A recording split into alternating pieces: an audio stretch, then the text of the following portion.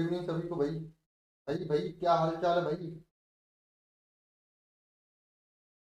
क्या हाल चाल है? कहाँ तक पढ़े थे हम लोग? पिंटू देसवार, शुभ संध्या। अरे मनोज, तैयार हो जाओ। 2-3 दिन में अपने अपने क्लासरूम की स्टडी रूम जितने भी आप लोग पढ़ाई वढ़ाई करते हो, वीडियो बनाकर भेजो। मैं नए चैनल पे अपलोड करूंगा आप लोगों का वीडियो, ताकि सब लोग देखें। मेहनत कर रहे हो आप लोग, है ना? कहाँ? ठीक है, थोड़ा सा 2-3 दिन रुक जाओ। माता जी हमारी डिस्चार्ज होने वाली है। आप लोगों की दुआओं की वजह से माता जी हमारी सही हो गई हैं। ठीक है।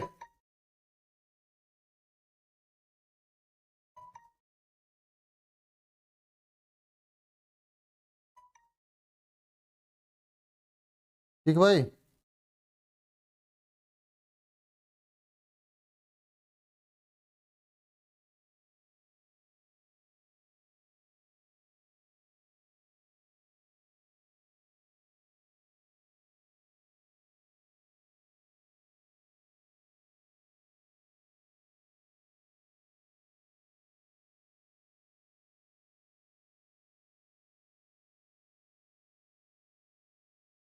कल का पीडीएफ नहीं अपलोड किया था, मैंने भूल गया था। चलो आज अपलोड कर दूंगा। इतना समय नहीं मिलती यार, क्या बताऊं आप लोगों को।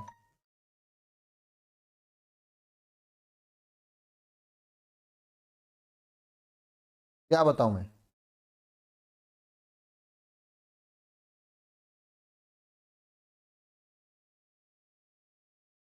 कल कहाँ तक पढ़ाया था मैंने, भूल गया ये भी। अच्छा, आर स्क्वायर वाला, n square r cube n वाला ना। हो मेरा कमेंट भी दिखाई दे रहा है, तेरा कमेंट भी, सबका कमेंट भी दिखाई दे रहा है। चलो भाई, क्वेश्चन एक लिखो आप लोग, क्वेश्चन लिखो फिर से आगे।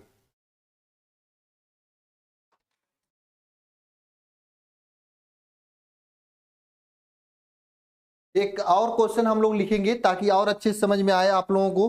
ठीक है ना? क्वेश्चन क्या है कि 16 एम्पियर प्रतिरोध वाले तार को, 16 एम्पियर, 16 ओम प्रतिरोध वाले तार की लंबाई खींचकर दोगुना किया जाता है। खींचकर क्या किया जाता है? दोगुना किया जाता है। खींचकर क्या किया जाता है? दोगुना किया जाता है। तब नया प्रतिरोध क्या हो जाएगा? देखो, ऐसा क्वेश्चन बहुत बार पूछा जाता है आपके एग्जाम में। ठीक है, इतना बार क्वेश्चन पूछा जाता है, मुझे नहीं समझ में आता एग्जामिनर को क्या समझ में आता है, इतना ज्यादा पूछता है। हम्म हम्म ऐसा क्वेश्चन बहुत बार पूछा जाता है। तो मैंने आपको बताया था, नया आर जो नया वाला होता है, ठीक है, आर नया मतलब R2 = एन स्क्वायर R1। ये फार्मूला बताया था, पहले बताया था मैंने, लिखवाया भी था। जब अगर आप देखोगे यहां पे तो R2 का मान आपको क्या करना है? ज्ञात करना है। प्रारंभिक प्रतिरोध दिला है 16 ओम, यानी R1 का मान दिया हुआ है 16 ओम। ठीक है, यन का मान आपसे, यन का मान दिया है, खींचकर लंबाई 2 गुना किया जाता है, यन का मान 2 दिया हुआ है। तब बताओ यहां पे क्या हो जाएगा? R2 = 2 का स्क्वायर, यानी कि यहाँ पे 2 का स्क्वायर कर दिया, और R1 क्या? 16 है। ठीक है, तो यहां से R2 का मान क्या हो जाएगा? 4 × 16 मतलब 32 हो जाएगा। तो आज 3200। तो ऐसे क्वेश्चन क्या आप लोग कर लोगे आसानी से? बताओ, ऐसे क्वेश्चन क्या कर लोगे आप लोग आसानी से?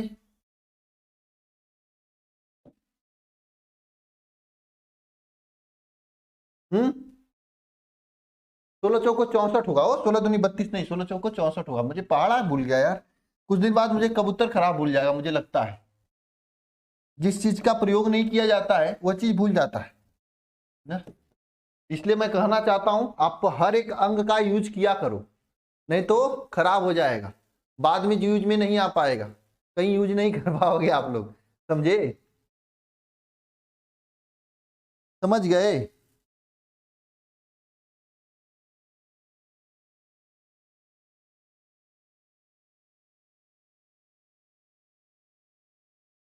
नोट कर लो सभी लोग इसे।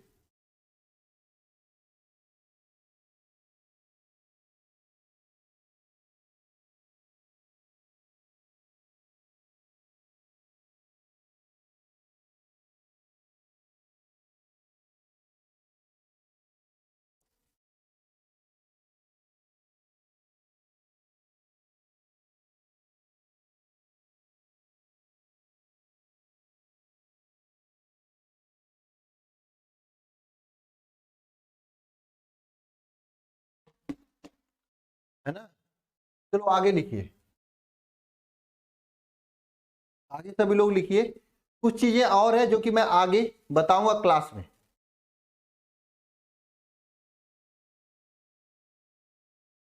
है ना? हम्म। ठीक है, हो गया नोट की नहीं?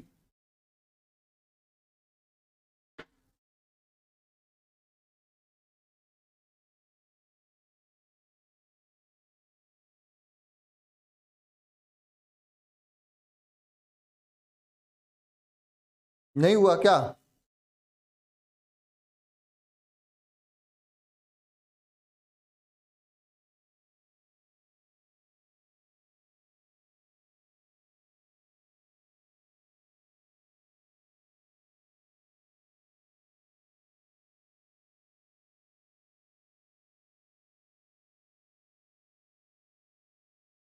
सचिन आप पूछ रहे हो, मेरा नाम ले लीजिए, ले लिया मैंने। हाँ, यूट्यूब पे क्लास होगी आज, मैं रिजल्ट के बारे में भी बताऊंगा। किस विषय का क्लास चल रहा है? 5 से 6 आपका चलता है फिजिक्स से फर्स्ट, तो फिजिक्स फर्स्ट की ही क्लास चल रही है। हम्म। नोट हो गया?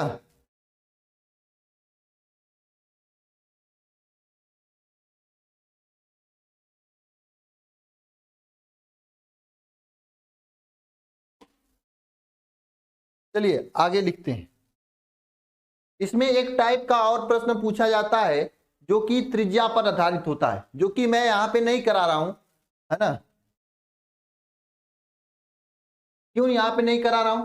क्योंकि यहाँ पे कराने का मतलब प्रॉब्लम होगी थोड़ी समझने में, आप लोगों को समझने में। क्या बोर्ड में कम पूछा जाता है, बोर्ड में अधिकांशतः ऐसे ही क्वेश्चन पूछा जाता है, इसलिए ऐसा बता दिया हूं। उसको मैं क्वेश्चन फॉर्म में करा दूंगा आपको जब इंपॉर्टेंट क्वेश्चन की क्लासेस चलेंगी तो। ठीक है, चलिए, जो बैच में इंपॉर्टेंट क्वेश्चन की क्लास चलेगी ऐप पे तो करा दूंगा उसमें। ठीक है, चालकों पर ताप का प्रभाव डालेगा, प्रतिरोधकता, ताप का प्रभाव,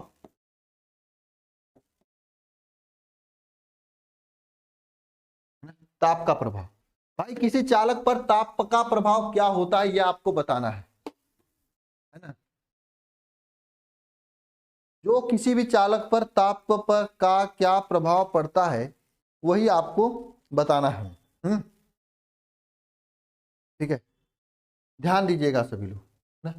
देखिए, ताप का प्रभाव, ऐसे मत हेडिंग डालिए इस तरह से कि चालक के प्रतिरोध पर ताप का प्रभाव।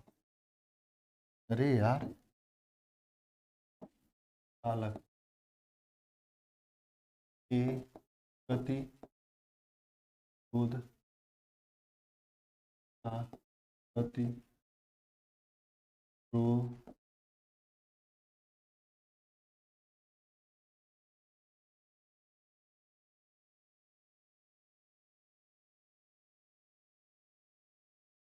ताप का प्रभाव। ठीक है, चालक के प्रतिरोध तथा प्रतिरोधकता पर ताप का प्रभाव। सबसे पहले हम लोग प्रतिरोध पर देखेंगे। देखिए, मैं बहुत कंसेप्ट के साथ नहीं बता रहा हूं, मैं केवल यह बता रहा हूं कि किसी भी, क्या बता रहा हूं, कि किसी भी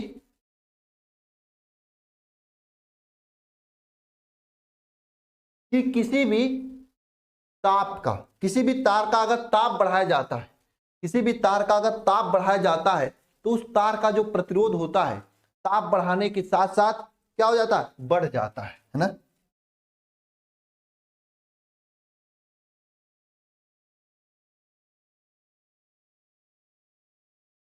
जब लिखना सभी लोग,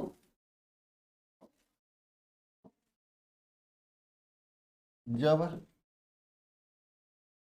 किसी चालक तार का क्या बढ़ाया, जब किसी चालक तार का ताप बढ़ाया जाता है,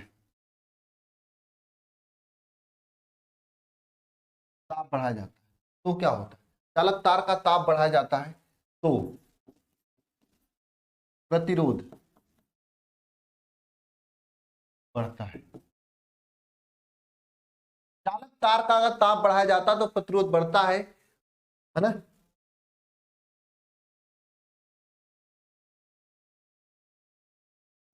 देखिए साथ में, देखो मैं अगर इस स्टेटमेंट को इस टाइप से लिखवाएं तो भी अच्छा रहेगा, ठीक है। ताप बढ़ाया जाता है तो श्रांति काल जो होता है, श्रांति काल, श्रांति काल क्या होता है, मैंने आपको बताया था श्रांति काल क्या होता है, बताओ श्रांति काल क्या हो जाता है, घट जाता है, जाता है, जिसके कारण कारण प्रतिरोधकता, प्रतिरोधकता क्या हो जाता है, बढ़ जाता है, जिससे प्रतिरोध भी क्या हो जाता है, बढ़ जाता है, जिससे प्रतिरोध भी क्या हो जाता है, बढ़ जाता है ना। समझना, चालक तार का ताप अगर बढ़ाया जाता है तो क्या होता है, क्रांतिकाल क्या हो जाती है, कई पॉइंट समझना सभी लोग। क्रांतिकाल क्या हो जाता है, पहला बात क्रांतिकाल जो होता है ये घट जाता है, प्रतिरोधकता बढ़ जाता है, प्रतिरोधकता क्या हो जाता है,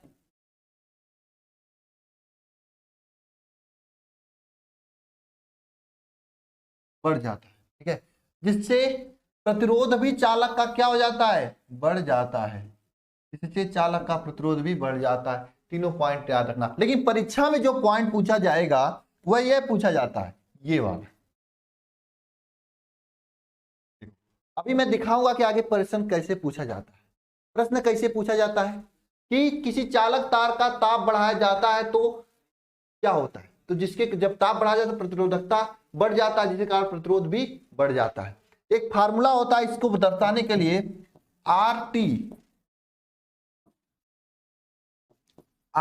is equal to R0 1 plus alpha t, ठीक है। यहां पे ध्यान देना सभी लोग, ये आर टी जो है,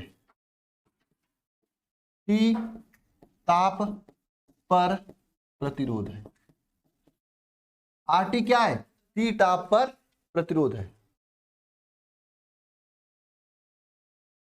ठीक है। ये R0 क्या है ना, टी ताप पे प्रतिरोध है, R0 क्या है, प्रारंभिक, प्रारंभ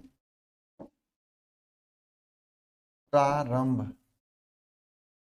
में जो प्रतिरोध होता है वह है, और अल्फा क्या है, अल्फा को कहा जाता है ताप गुणांक कहा जाता है, अल्फा को कहा जाता है ताप गुणांक।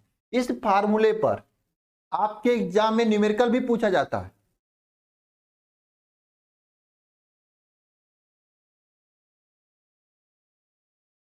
इस फार्मूले पर क्या एग्जाम में न्यूमेरिकल भी पूछा जाता है, साथ साथ में ऑब्जेक्टिव में पूछा जाता है किसी चालक तार के ताप का, किसी चालक तार का प्रतिरोध अगर बढ़ाया जाता है तो उस पर क्या प्रभाव होता है, ऐसा क्वेश्चन पूछा जाता है आपके एग्जाम में। तो क्या बताएंगे, क्या बताएंगे मेरे भाइयों, मेरे सभी भाइयों बताना, सभी लोग प्लीज बताना एक बार कमेंट बॉक्स में कमेंट करके, क्या बताएंगे, चालक तार का ताप बढ़ाने पर यानी किसी तार को गर्म करने पर उसके प्रतिरोध बढ़ता है। अगर ऐसा क्वेश्चन अगर आगे हम लोग इंपॉर्टेंट क्वेश्चंस में आएगा, मैं कराऊंगा, तो वहां पे उसे स्किप कर सकते हैं ना, क्योंकि मैं सभी चीजें आपको यहां पे समझा दिया है कि तार को अगर गर्म करेंगे तो उसका प्रतिरोध बढ़ जाएगा, वो अगर चालक तार होगा तो। ये तो समझ में आ गया बात ना, मेरी बात समझ में आई कि नहीं आई मेरे भाई, एक बार बता दो ना, मैं आगे बढ़ूंगा मेरे साथी। मैं आगे बढ़ूंगा। हम्म।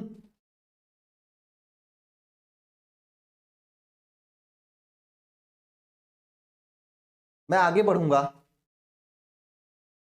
है ना।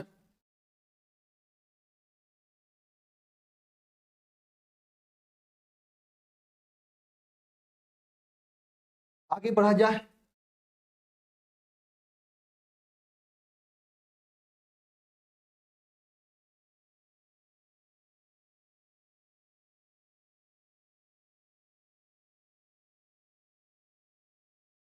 चलो आगे बढ़ते हैं। अर्धचालक तारों में क्या होता है?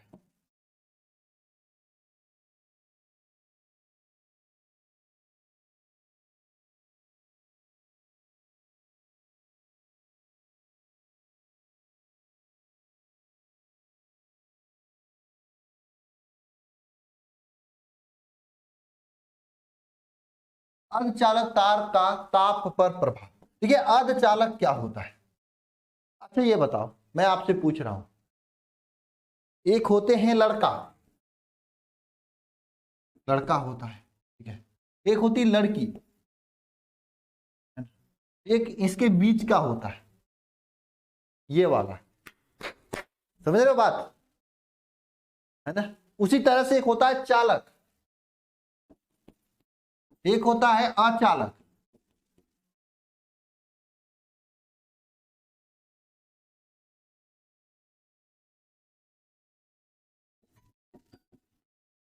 इसके बीच का एक होता है अर्धचालक, ये वाला। अर्धचालक का मतलब क्या होता है? अर्धचालक का मतलब क्या होता है, बताओ। चालक का मतलब जो धारा का, विद्युत धारा का चालन करे, उसे अर्धचालक कहते हैं। अचालक का मतलब जो विद्युत धारा का चालन न करे, उसे अचालक कहते हैं। अर्धचालक का मतलब क्या, आधा आधा करे, यानी थोड़ा से करे थोड़ा से नहीं भी करे। हालांकि अर्धचालक को इंग्लिश में सेमी कंडक्टर कहा जाता है, और इसके लिए पार्टिकुलर चैप्टर नंबर 14 है, जिसमें आपको अर्धचालक के बारे में बढ़िया से पढ़ना है ना। अर्धचालक के बारे में बढ़िया से पढ़ना है। तो हम अर्धचालक के बारे में इतने बता देंगे, जैसा नाम वैसा काम। अर्धचालक मतलब आधा चालक, बस इतना समझना। और आधा चालक ज्यादा मजे मत लो यार, आप लोग खूब बहुत शैतानी करते हो आप लोग बहुत ज्यादा, हाँ? सीधा सा मास्टर पाके खूब शैतानी शैतानी कर लेते हो, है ना। मुझे भी लग रहा बदमाशी सीखनी होगी आप लोगों से। क्यों सिखाओगे आप लोग? हम्म। तो ध्यान देना यहाँ पे, सब लोग फिर से ध्यान देना। दो दो चीजें में, जो चालक होते हैं उनके ताप बढ़ाने पर उनके प्रतिरोध क्या होता है, बढ़ता है। लेकिन अर्धचालकों का, लिखना सभी लोग, अर्धचालकों का प्रतिरोध ताप बढ़ाने पर क्या होता है, घटता है। अर्धचालकों का प्रतिरोध ताप बढ़ाने पर घटता है ना। क्यों घटता है, ये भी क्वेश्चन पूछा था। क्योंकि अर्धचालकों के लिए ताप गुणांक अल्फा का मान ऋणात्मक होता है।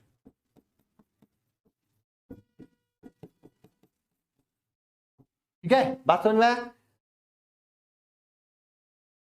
ठीक है, बात समझ में आया। देखो भाई, बात समझ में आया। मैंने आपको हल्का सा व्यू दे दिया, हालांकि 14 नंबर चैप्टर में बढ़िया से पढ़ोगे अर्धचालक के बारे में, ठीक है। है ना? तो मैं आपको दोनों पॉइंट याद रखना। अगर चालक होगा तो उसका प्रतिरोध बढ़ता है, लेकिन अर्धचालक होगा तो उसका प्रतिरोध घटता है। इसके लिए formula r t is equal to होता है R0 1 माइनस अल्फा टी। क्यों भैया? क्योंकि यहाँ पे जो ताप गुणांक अल्फा का मान था, अर्धचालक के लिए क्या होता है, ऋणात्मक होता है। अल्फा का मान ऋणात्मक होता है, इसलिए यहाँ पे माइनस लग जाता है, जिसके कारण इसका प्रतिरोध बढ़ता है। क्या होता है, घटता है। तो याद रखना, अर्धचालक का, मेरे साथ बोलो सभी लोग, अर्धचालक, अर्धचालक का प्रतिरोध ताप बढ़ाने पे क्या होता है, घटता है। चालक का प्रतिरोध ताप बढ़ाने पे क्या होता है, बढ़ता है। अरे बताओ सभी लोग, याद है कि नहीं याद है?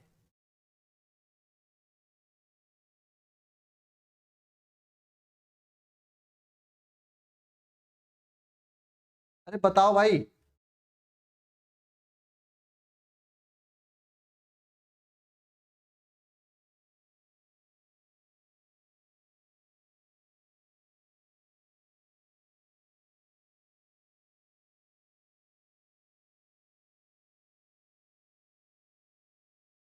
याद है कि नहीं याद है? अच्छा बताओ मेरी बात, कि चालक का प्रतिरोध क्या होता है? बढ़ता है। मैं पॉइंट में लिख देता हूं, चालक का प्रतिरोध क्या होता था? चालक का प्रतिरोध बढ़ रहा था, लेकिन अर्धचालक का प्रतिरोध क्या हुआ? घटने लगा। है ना? ये पॉइंट याद रखना, बहुत इंपॉर्टेंट है, बहुत ज्यादा पूछा जाता है ना? ये पॉइंट याद रखना, बहुत इंपॉर्टेंट है, बहुत ज्यादा पूछा जाता है। मैं कितना ज्यादा बताऊं आप लोगों को, याद है ना भाई? ये आप लोगों के जब इंपॉर्टेंट क्वेश्चन कराएंगे तो वहां पे मिलेगा, तब मैं वहां पे आपसे बता दूंगा, मैंने क्लास में पढ़ाया था, तो याद रखोगे तो फायदा होगा। ठीक है, चलो आगे चले हम लोग। अब हम लोग पढ़ेंगे प्रतिरोधों का समायोजन। हेडिंग डालना, प्रतिरोधों का समायोजन।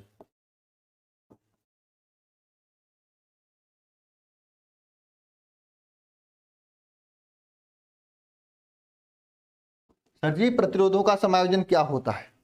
अरे आपने संधारित्रों का समायोजन पढ़ा था ना, तो वैसे ही तो प्रतिरोधों का भी समायोजन किया जाता है।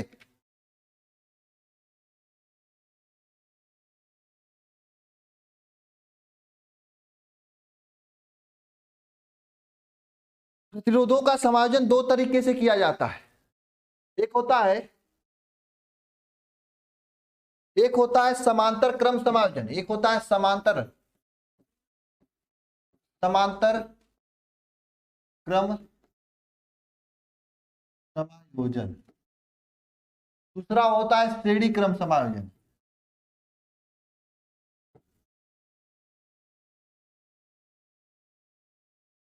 श्रेणी क्रम समायोजन, एक होता है समांतर क्रम समायोजन, दूसरा होता है श्रेणी क्रम समायोजन। ठीक है, समांतर क्रम समायोजन में क्या होता है? समांतर क्रम समायोजन में क्या होता है, ध्यान दो। प्रतिरोध इस तरह से जुड़ता है,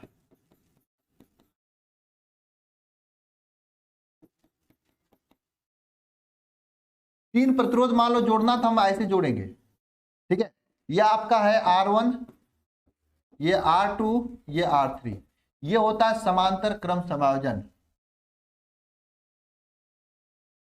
ठीक है, श्रेणी क्रम समायोजन में क्या होता है, ध्यान देना, इस तरह से।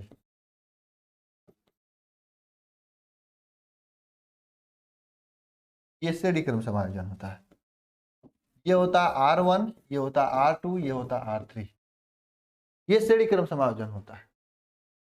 तो प्रतिरोधों का समायोजन दो प्रकार से होता है, समांतर क्रम और श्रेणी क्रम समायोजन में। समांतर क्रम समायोजन में तुल्य प्रतिरोध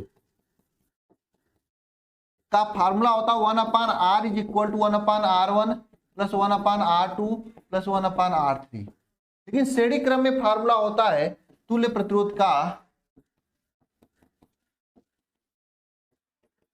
R is equal to R1 plus R2 plus R3, ये फार्मूला होता है। समांतर क्रम श्रेणी क्रम समझ में आ रहा है?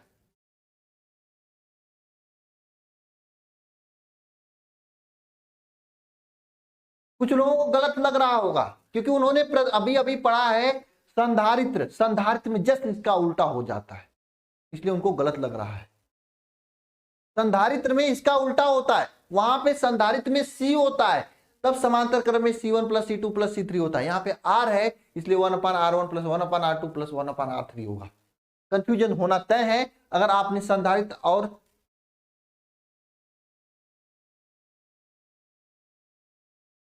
प्रतिरोध को समझ गए तो।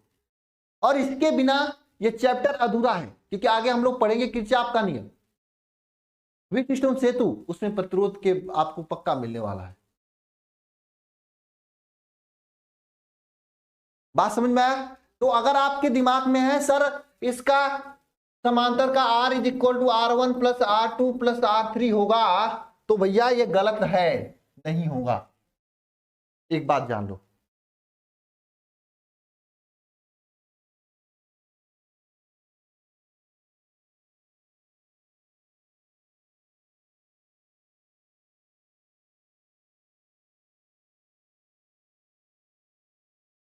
बात समझ में आई कि नहीं आई?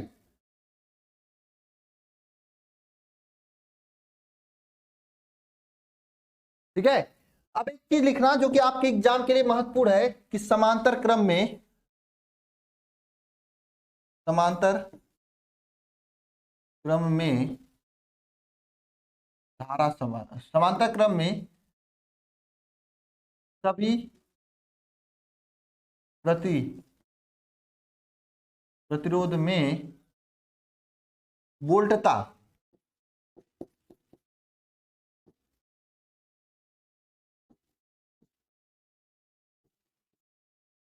समान होता है, जबकि श्रेणी क्रम में सभी प्रतिरोध में धारा समान होता है। श्रेणी क्रम में सभी प्रतिरोध में क्या समान होता है? धारा समान होता है।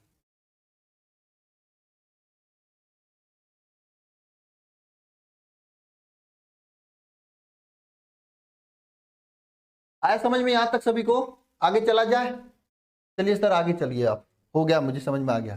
तो इतना श्रेणी क्रम समांतर क्रम में आपको याद रखना है कि समांतर क्रम में क्या होता है, श्रेणी क्रम में क्या होता है। श्रेणी क्रम में तुल्य प्रतिरोध का formula R is equal to R1 plus R2 plus R3 होता है, जबकि समांतर क्रम में 1/R is equal to 1/R1 plus 1/R2 plus 1/R3 होता है। समांतर क्रम में सभी प्रतिरोधों में वोल्टता समान होता है, जबकि श्रेणी क्रम में सभी प्रतिरोध में धारा समान होता है। इतना आपको याद रखना है, इससे ऑब्जेक्टिव बनेगा, सब्जेक्टिव भी बनेगा, बहुत अच्छा अच्छा न्यूमेरिकल बनेगा।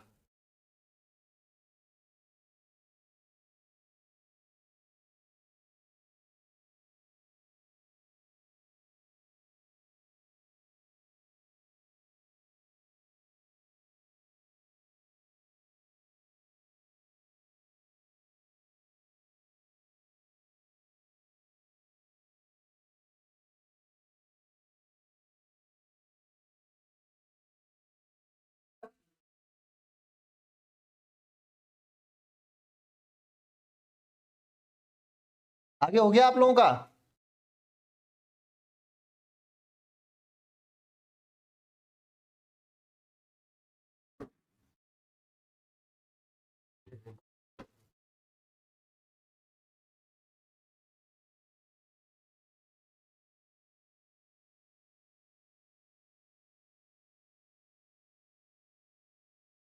नहीं, मेरी शादी नहीं हुई है कार्तिक, कोई हो तो बताना, कर लेंगे इसी साल।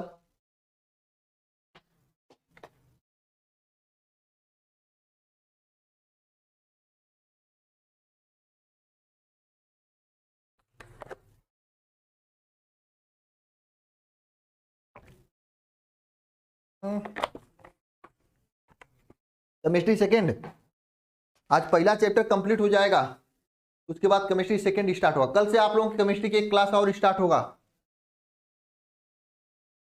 एक क्लास केमिस्ट्री का और स्टार्ट होगा, इनऑर्गेनिक केमिस्ट्री, चैप्टर नंबर 6 या 7 से स्टार्ट होगा, या फिर 9 से स्टार्ट होगा। सर्वेश सर पढ़ाएंगे रात को 8:40 पे।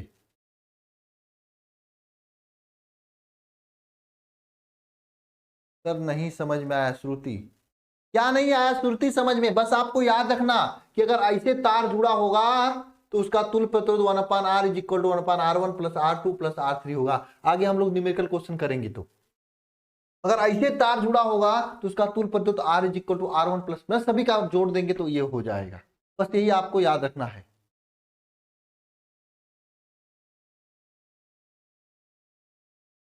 ना?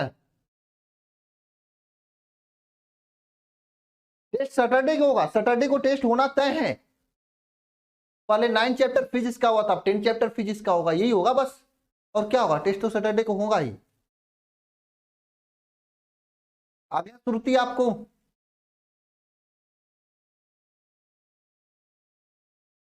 शिवा पांडे अपना नाम लिखकर मुझे मैसेज कर देना उस नंबर पे, मैं मुझे जब भी समय मिलेगा मैं कर दूंगा। दिखा दो ऋषभ, क्या दिक्कत है, फोटो देखने में क्या गया।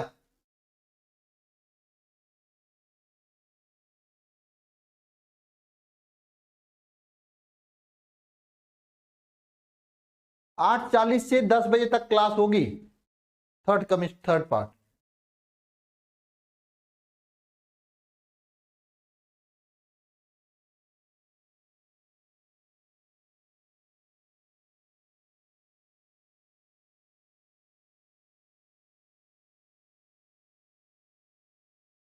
आगे चले, चलो भैया आगे चलते हैं, चैप्टर को खत्म भी करना है ना।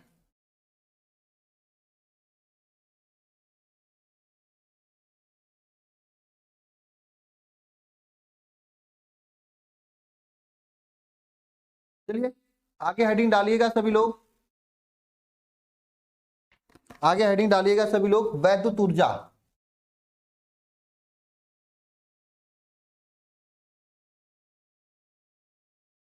जी वैद्युत ऊर्जा क्या होता है, ध्यान देना सभी लोग, वैद्युत ऊर्जा क्या होता है। भाई कोई काम करोगे ऊर्जा तो लगेगा ही, कोई काम करोगे ऊर्जा तो लगेगा ही, कुछ भी काम करो, है ना। किसी को मारने जाओगे तब पर भी ऊर्जा लगेगा, अगर कहीं पे नाचोगे गाओगे तब पर भी ऊर्जा लगेगा।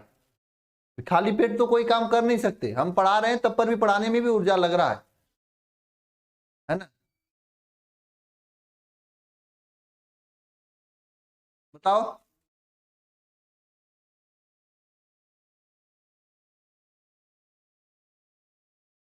बात समझ में आ रही हो। ऊर्जा तो लगता ही है, कहीं पे भी बात करो किसी से कुछ करो तो किसी परिपथ में धारा प्रवाहित करने में सेल द्वारा किया गया कार्य जो होता है उसी वही को वैद्युत ऊर्जा कहते हैं ना। लिखना सभी लोग, किसी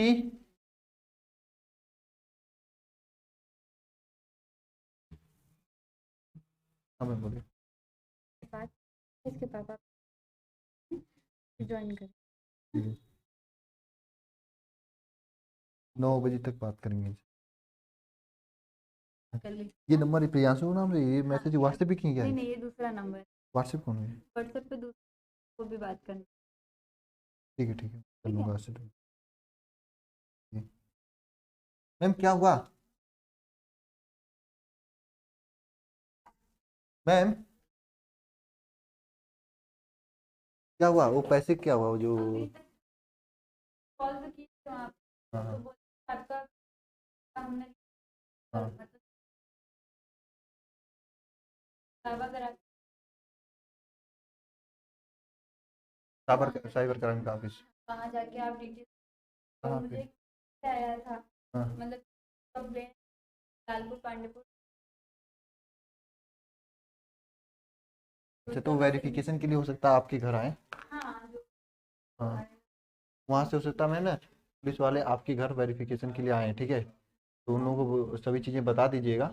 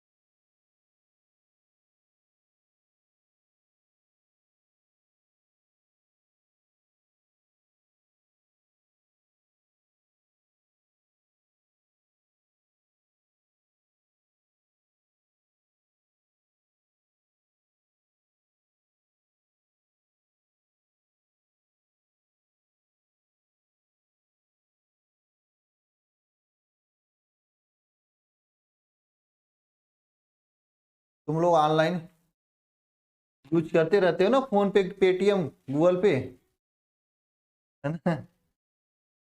हमारी मैम जी हैं, मैम जी मतलब जो आप लोगों से बात करती हैं, ठीक है, उनका 13-14 हज़ार रुपये जो है गलत तरीके से उनके बैंक अकाउंट से काट लिया गया, उनके फ़ोन को हैक करके, ठीक है। मैंने कंप्लेन करवाया था, तो वही आई थी, मैंने पूछ रहा था क्या हुआ, मैंने बता दिया आप लोगों को। ओम ला का डेरिवेशन आधे सुनो, मैं कराऊंगा, इंपॉर्टेंट डेरिवेशन की क्लास होगी, उसी में करा दूंगा, ठीक है। चलो आगे चलते हैं।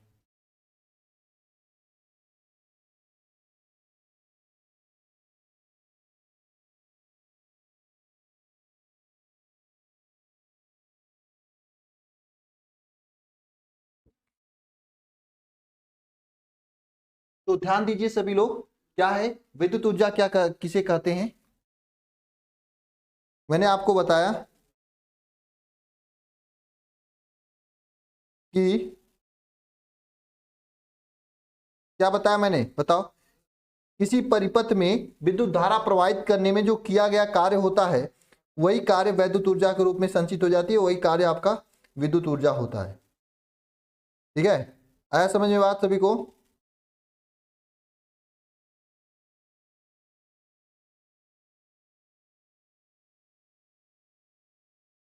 बात समझ में आई कि नहीं आई, किसे कहा जाता है विद्युत ऊर्जा।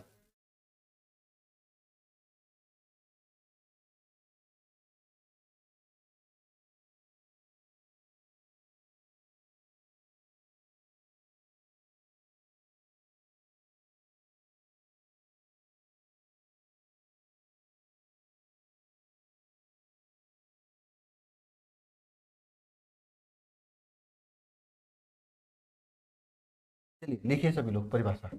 किसी परिपथ किसी परिपथ में धारा प्रवाहित करने में सेल द्वारा करने में सेल द्वारा जो किया गया कार्य होता है, किया गया कार्य वैद्युत ऊर्जा के रूप में संचित हो जाता है, ठीक है। इसे W से प्रदर्शित करते हैं, इसे W से प्रदर्शित करते हैं। W इज इक्वल टू क्या होता है, W इज इक्वल टू होता है क्या, Q इंटू V होता है। और आप लोगों को पता होगा कि Q इज इक्वल टू क्या होता है, IT होता है। तो हम यहां से पहला फार्मूला ये बन गया। दूसरा फार्मूला ये बनता है W इज इक्वल टू, क्योंकि जहां IT यूज करो तो ITV, दूसरा फार्मूला ये बनता है।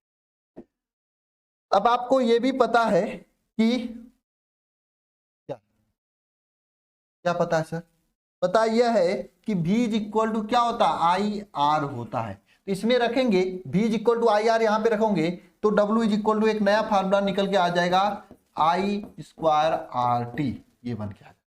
ये हो गया आपका तीसरा वाला फार्मूला। चौथा फार्मूला की बात करते हैं, चौथा फार्मूला की बात करते हैं, चौथा फार्मूला का बात करते हैं हम लोग।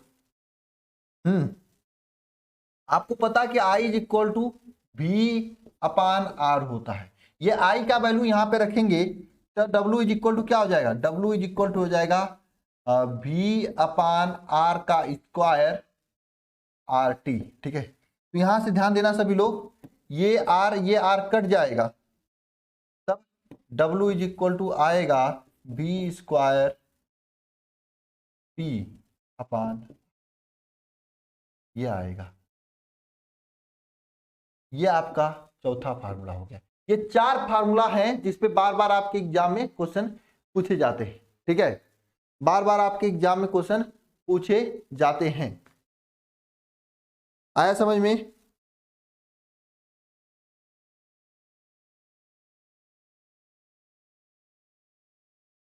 हाँ, ये चैप्टर थोड़ा बड़ा है अन्य चैप्टर से, या और ये चैप्टर इंपॉर्टेंट भी है आपके लिए, तो जितना पढ़ाया जा रहा है इसको यहां तक आप लोगों का समझ पूरा आ गया है।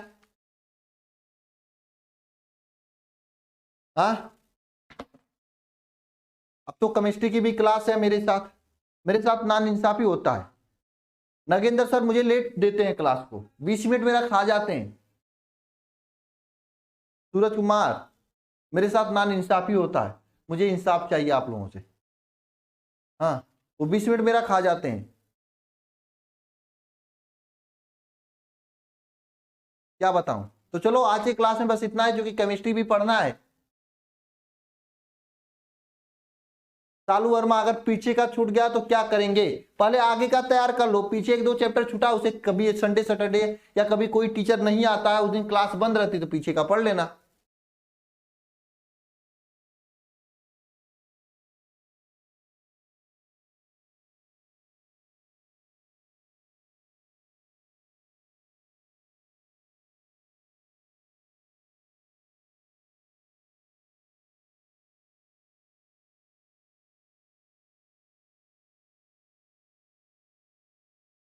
हो गया यहां तक सभी का?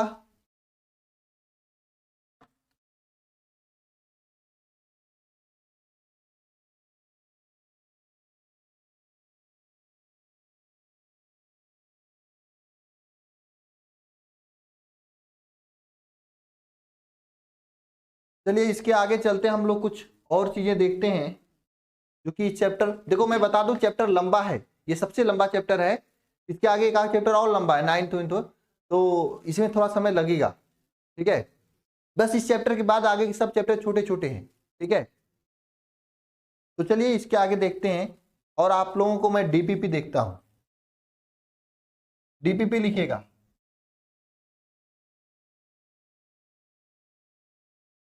नंबर 1 नंबर क्वेश्चन लिखिएगा सभी लोग। अर्धचालक के प्रतिरोध